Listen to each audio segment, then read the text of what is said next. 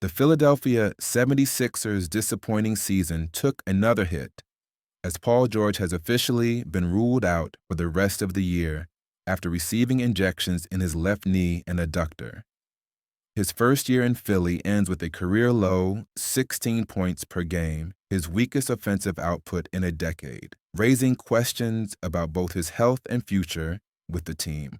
George arrived in Philadelphia with high expectations and a max contract intended to support Joel Embiid and Tyrese Maxey in a championship push.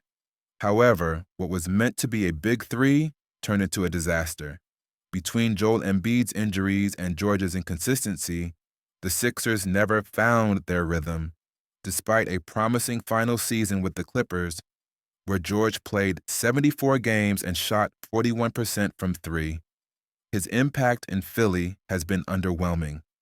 Statistically, his shooting regressed, his advanced metrics dipped, and he failed to bring the leadership fans hoped for. Meanwhile, former Sixer Tobias Harris found new life with the Detroit Pistons, further highlighting the 76ers' questionable roster decisions.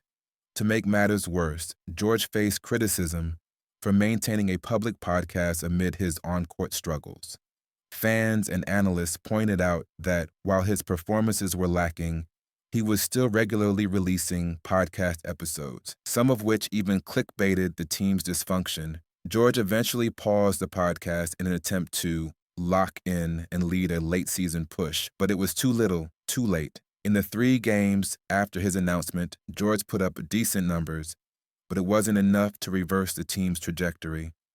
Now, with the Sixers sitting outside of playoff contention and a top 6 protected pick on the line, the franchise is quietly embracing a tank. Their best shot at redemption may lie in the upcoming draft, with prospects like Ace Bailey drawing comparisons to George himself.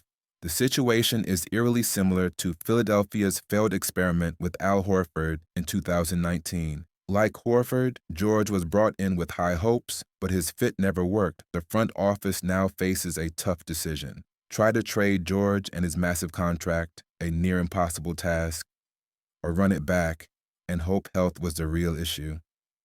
George's time in Philadelphia may already be nearing its end. Whether due to age, injury, or poor chemistry, this partnership hasn't worked. But if there's any team willing to take a gamble, perhaps the Dallas Mavericks, known for bold moves, might make a call this summer.